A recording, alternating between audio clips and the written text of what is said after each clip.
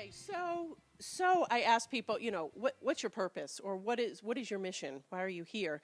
And Glenna Salisbury, who's been my mentor for 25 years, she's unbelievable. She said to ignite the spark of faith and love in the lives of all who know me, starting with my family first.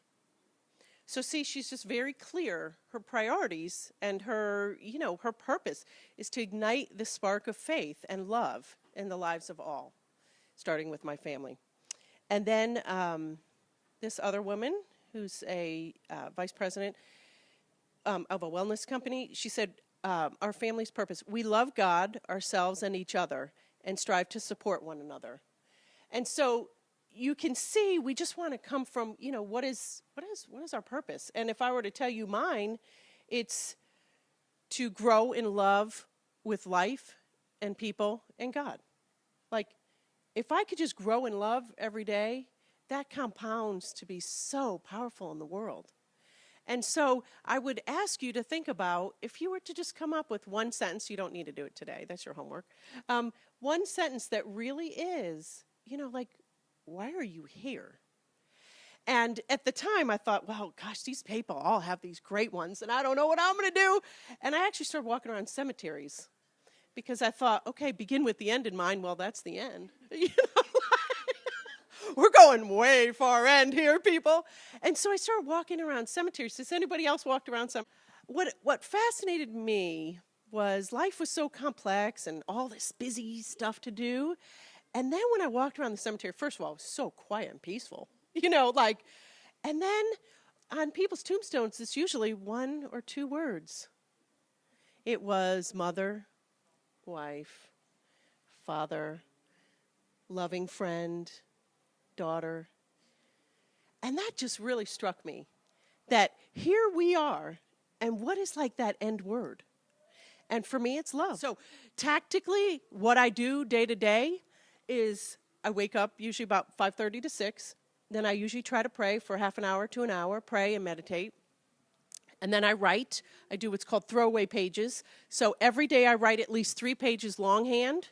And that is just sort of my dump of what's happening in my mind. I just sort of get out feelings, emotions, whatever. It's a self-expression thing, because if I want to love myself, I need to know, what am I thinking and what am I feeling? So I get everything sort of out and in front of God. And then I ask him, okay, these are sort of my goals for the day, and I never have more than 3 to-do things on my list. It's very clear. And so I have a lot more things that need to be done, but I give myself a lot of space to get them done. And this is a personality thing. Some people like to put 50 things on their list and check them off, and then they feel... I get really stressed out if I have things that don't get checked off, and I know I'm going to check off those 3 things. And so those are some of the things that I do. And then at night, I try to actually, try to exercise. I try to exercise every day. I usually exercise 4 days a week, and then work usually about 25 hours a week. And then I farm a lot of my work out. So I have a credible support network of people that help me. So I'm more the strategic decision maker, and then I have other people as well on my team. One of the things that I would share and kind of add to that in my life for planning purposes is that the day before I do set a to-do list. And for me, I'm very forgetful. So if you're like me, you really have to kind of have my priority list. And then I have my list of things that I know I need to do. So my priorities are first. And then if I have time, then I will get to those other items. If I don't, I'm not going to stress about it. But at least I know they're there. And then I could add those later on during the week, which is very helpful. A part of your leadership and a part of how you're handling your time management really is based on your leadership style. And each and every one of us have a different leadership style. And then we also kind of associate our leadership with maybe a phrase or a word. We really share in our leadership word as being love. Can you tell? I began thinking on the first album that I recorded about 10 years ago, I wrote a song called Tombstone. Right? And that was about, what is it going to say on your tombstone? That was the objective, was, what's really important, because at the end of life, you're not going to think about the things that you possess, or you're going to think about, what you attained, or what title or position that you had in life. What's really going to matter is your relationships, your family, and the legacy that you left behind. Awesome. Awesome. Yeah. Yeah. Just talking about legacy, we're all going to leave a legacy. When we're gone, people are going to be talking about us, right? At our funeral, people are going to be talking for, all these people that knew you, whatever. And it's good for us to just know, what is it that we want to leave? And the subtitle to this first book is Empowering Moms to Leave a Loving Legacy.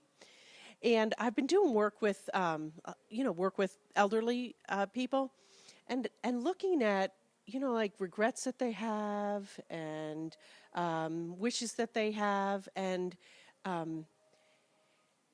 it's been fascinating, because I think we all don't want to have any regrets, right? I mean, we want to just say, gosh, I lived my life intentionally. I lived it lovingly. I lived it being true to me. How did God create you? What are your gifts? What are your talents? What is it that you have to bring to the world? And I firmly believe that if I didn't write this book, it wouldn't have gotten written for a long time. And if I didn't come up with the Christmas Love Box, I created that tradition 15 years ago, thinking it was just a nice, awesome gift from God for our family.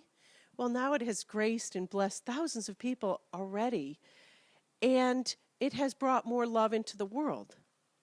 And so I think we need to think about, what are we leaving behind? And the number one regret that people have is that they didn't get to live the life that they were meant to live. And who am I to be brilliant and light-filled in the world? And I think we need to think about that, because we each have a special gift that has been implanted in us, or else we wouldn't be here, honestly. God wouldn't have brought us into the world unless he has a purpose and a design for every single one of our lives. And so when we connect with that and we live according to that, then we are living balanced, joyful, whole lives. And if we're not, then there's always this feeling of uneasy. And believe you me, when when he challenged me to write this book, I was like, I am just too busy. I was doing corporate training for major corporations all over the country, and had been all over the world. I said, I am so busy. I don't have time for this. Well, then I woke up at 3:30 every morning, not of my own calling, and I wrote the book from 3:30 to 6:30 in the morning, then took naps in the afternoon.